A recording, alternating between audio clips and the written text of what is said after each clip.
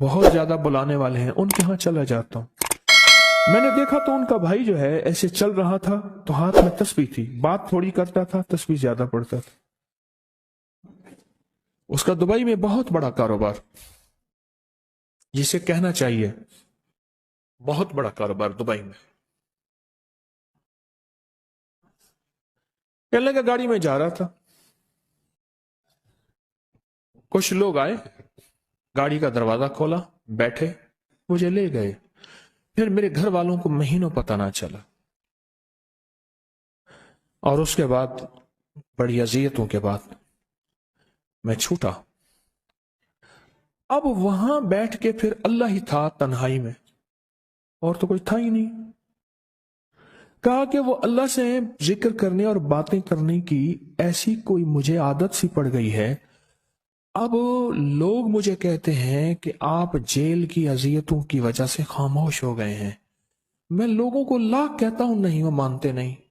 جیسے نا بندہ کوئی غم کی وجہ سے بعض اوقات نا چپ ہو جاتا ہے، وہ کیوں کہتے ہیں؟ اسے چپ لگ گئی ہے، خاموش ہو گیا ہے۔ کہا کہ میں لوگوں کو کہتا ہوں، نہیں، میں جیل کی وجہ سے خاموش نہیں ہوں۔ اس قید نے، اس جیل نے میرے اوپر جو آزمائش بھیجی ہے، اس قید نے اور جیل نے میرے اوپر جو آزمائش بھیجی ہے، اور میں پھر وہاں ذکر کا عادی بنا، دعاؤں کا عادی بنا، تسبیح کا عادی بنا، اعمال کا عادی بنا، اور وہ عادت سی پڑ گئی ہے، اور وہ عادت سی ایسی پڑی ہے کہ بس سارا دن اب اسی میں لگا رہتا ہوں،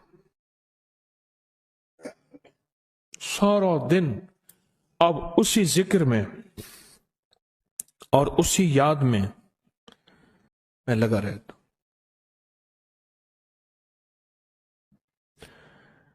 کہیں ایسا نہ ہو ہم بھی اگر ذکر سے غافل ہوئے، تسبیح سے غافل ہوئے، خدا نہ خواستہ ایسی آزمائش آ جائے، اور پھر ہم ذکر اور تسبیح اور اعمال کے عادی بن جائیں، اللہ سے عافیت مانگے۔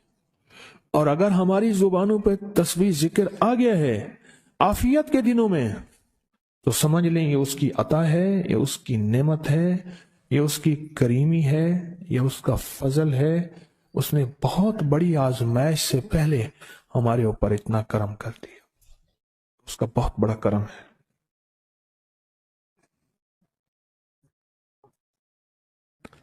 اس لیے اللہ جل شانہ کے حبیب کملی والے نے آزمائشوں سے پناہ مانگی ہے۔ اللہم انی اعوذ بک من جہد البلاء، آزمائش، کوئی بلا آ جائے، ودرک شقا، شقاوت میں میرا نام آئے، بدبختی میں، یہ بھی آزمائش ہے۔ وسوء القضاء، میرے لیے ایسے فیصلے ہونا شروع ہو جائیں جو مجھے برباد کر دیں، ایک کے بعد دوسرا میرے حق میں فیصلہ، میرے خلاف فیصلے سارے۔ وشماتۃ الاعداء، اور ایسا وقت میرے آزمائش نہ آئے کہ دشمن تالیاں بجائے، دشمن ہنسے اور میرا مذاق اڑائے۔ اس لیے میرے آقا نے، میرے حضور نے آزمائشوں سے پناہ مانگی ہے، عافیت مانگی ہے۔ اللہم انی اعوذ بک من زوال نعمتک، اللہ نعمت دی پھر اس کا زوال آ گیا، وتحول عافیت، عافیت دی اور تم نے چھین لی۔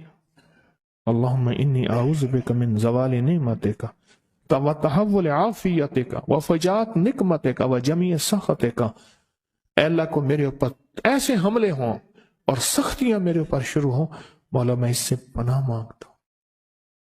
میں مانگتا کیا ہوں؟ ربنا آتنا فی الدنیا حسنۃ، اس سے دنیا کا بہترین پیکج مانگتا ہوں، وفی الآخرۃ حسنۃ، تو سے آخرت کا بہترین پیکج، شاندار، لاجواب، بہترین۔ ہاں، آزمائشیں، مصیبتیں، تکلیفیں، حوادث، حادثات، ناکامیاں، بیماریاں، پریشانیاں، میں نہیں مانگتا مولا۔ اللہم انی اعوذ بک من الہم والحزن، ہم کہتے ہیں ٹینشن کو، انزائٹی کو، اسٹریس کو، ڈپریشن کو، اندر غم ہے باہر پتہ ہی نہیں، اس کو ہم کہتے ہیں۔ اور حزن کہتے ہیں جس پہ ہائے ہائے ہو۔ اے اللہ میں تجھ سے اندر کا دکھ جو مجھے دیمک کی طرح کھائے، اور باہر کا دکھ जो मुझे तड़पाए, अंदर का दुख खाए और बाहर का दुख तड़पाए, अल्लाह मैं उससे पनाह मांगता हूं। हम्मे वल हुस्न, आजिज़ वल कसल, ऐसा कि मैं आजिज हो जाऊं या मेरे ऊपर सुस्ती गालिब हो जाए। कितने लोग ऐसे हैं उनके ऊपर सुस्ती गालिब है। बहुत बड़ी मुसीबत है जिंदगी की। मेरे आका कमली वाले ने इससे पनाह मांगी। अल्लाह के हबीब मेरे आका ने आजमाइशों से पनाह मांगी है।